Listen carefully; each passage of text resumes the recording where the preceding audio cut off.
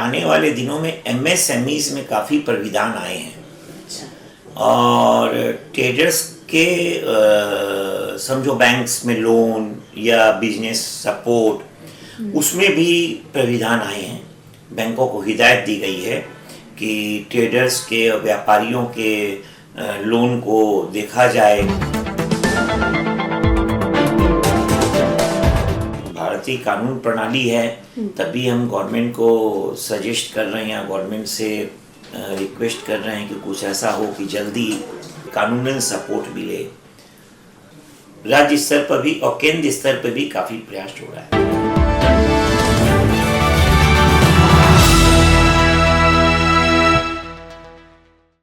आज हमने बात की हमारे president of west Bengal trade association, उनके साथ हमारी बातचीत रिटेलर्स को इंडस्ट्री में समानता का अधिकार दिलाने के विषय पे हुआ। वह सरकार से क्या चाहते हैं, कौन सी मिनिस्ट्री से इसके बारे में बातचीत कर रहे हैं और इस समस्या का समाधान कैसे निकाल रहे हैं। उनका जवाब यह था कि उन्होंने सरकार से यह गुहार लगाई है कि रिटेलर्स के लिए अलग मिनिस्ट्री दी जाए और उन्हें भी बराबरी का अधिकार दिया जाए। ऐसे तो उनका कहना है कि रिटेलर्स कॉमर्स के अंडर में देखे जाते हैं, वह है department of internal and international trade, लेकिन उनका कोई अपना मिनिस्ट्री नहीं है। ट्रेडर्स और रिटेलर्स की प्रॉब्लम सब इकट्ठा होके बोर्ड मीटिंग पे चर्चा करते हैं, जो कि साल में 5 बार होता है, पर वह इस बोर्ड मीटिंग को और बढ़ाने का प्रयास कर रहे हैं। रिटेलर्स को industry and commerce department he handle करता है। इनफैक्ट कॉमर्स वर्ड में रिटेल और ट्रेड छुपा हुआ है। कॉमर्स जो शब्द है उसमें रिटेल और कॉमर्स आता है और उसके अंदर में डीपीआईआईटी है, जिसको बोलते हैं department of promotion of internal and international trade. तो ये इसको हैंडल यही करते हैं। हमने सरकार से बहुत बार रिक्वेस्ट की थी कि सेपरेट मिनिस्ट्री ट्रेड के लिए की जाए, तो सरकार ने बताया कि कॉमर्स में छुपा हुआ है डीपीआईआईटी के अंडर में।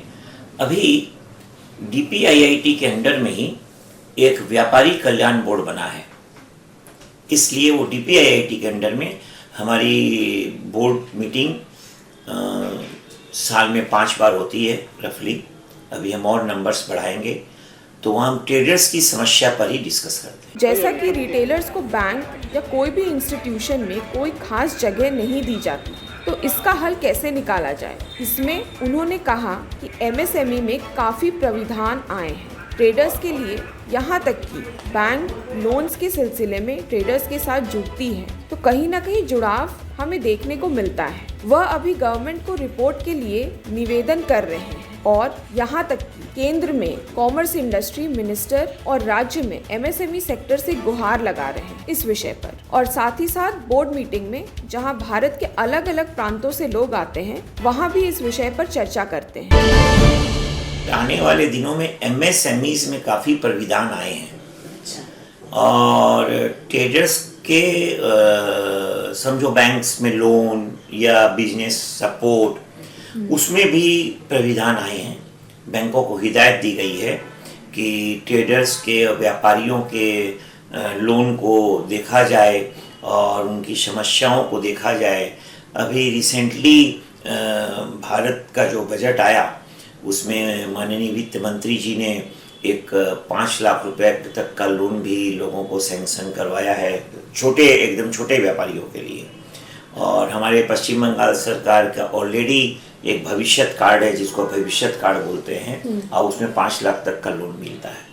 यहाँ अगला सवाल यह उठता है कि छोटे रिटेलर्स तो सरकार के वोट बैंक हैं, फिर वह क्यों नजरअंदाज किए जा रहे हैं। पर प्रेसिडेंट का यह कहना है कि सरकार पूरी तरह से नजरअंदाज नहीं कर रही है, क्योंकि हाल ही में पास हुए बजट में देखा गया कि सरकार ने मध्यम वर्ग के लोगों के हित के लिए इसे पास किया और इनकम टैक्स घटाने की भी बात हुई है। यहाँ सरकार ने ट्रेडर्स की सलाह को माना और अपना फैसला बजट के द्वारा सुनाया। भारत में करीबन 10 करोड़ रिटेलर्स हैं, जिनके साथ कई लोग फाइनेंशियली उन पे डिपेंडेंट हैं। तो यहाँ भी एक समस्या है जिसका हल अवश्य निकालना होगा। और आखिर में उन्होंने यह कहा कि उन्होंने गवर्नमेंट से इस विषय पर ध्यान देने के लिए निवेदन किया है, क्योंकि अगर रिटेलर्स नहीं रहेंगे तो हमारी इकोनॉमी खत्म हो जाएगी।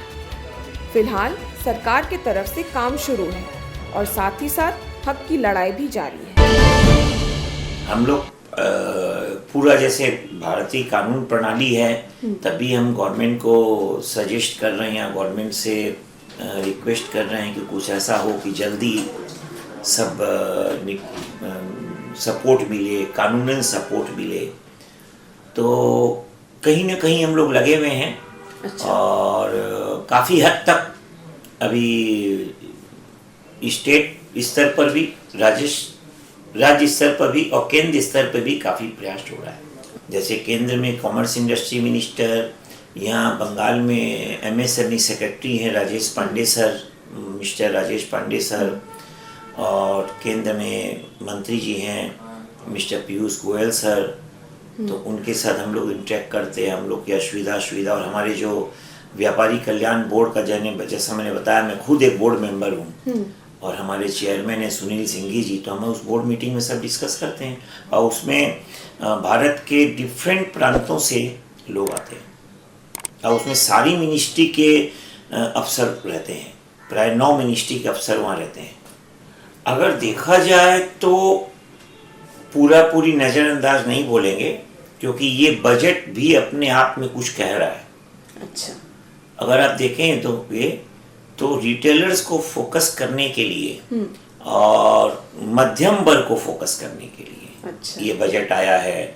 हमने एक्सपेक्ट किया था और गवर्नमेंट को सजेशन भी हमने डाला था कि इनकम टैक्स में 10 लाख तक की छूट दी जाए, उसकी जगह उन्होंने 12 लाख कर दिया, तो 2 लाख ज़्यादा दिया, तो हमें और एक्स्ट्रा बेनिफिट मिला। इस तरह से इस बार मैं देख रहा हूँ, वोट बैंक वाली बात सही बोले हैं और नो डाउट, क्योंकि रिटेलर्स का फोकस इसलिए भी है क्योंकि यह करना पड़ेगा सरकार को।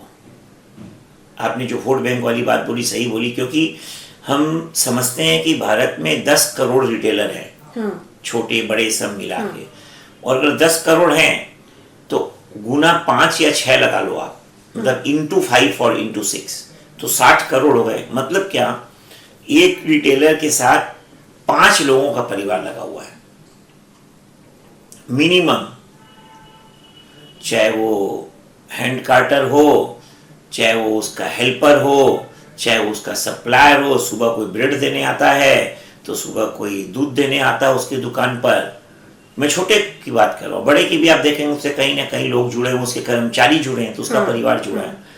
तो भारत सरकार को हमने विनती लगाई है, गुहार लगाई है कि इस पर जरूर आपको ध्यान देना चाहिए, क्योंकि वोट बैंक भी हैं और नहीं अगर रिटेलर मर जाएगा तो पूरी इकोनॉमी कोलैप्स हो जाएगी। सरकार मेरे ख्याल से कार्यरत है और हमारी पश्चिम बंगाल सरकार भी काफ़ी फोकस दे रही है।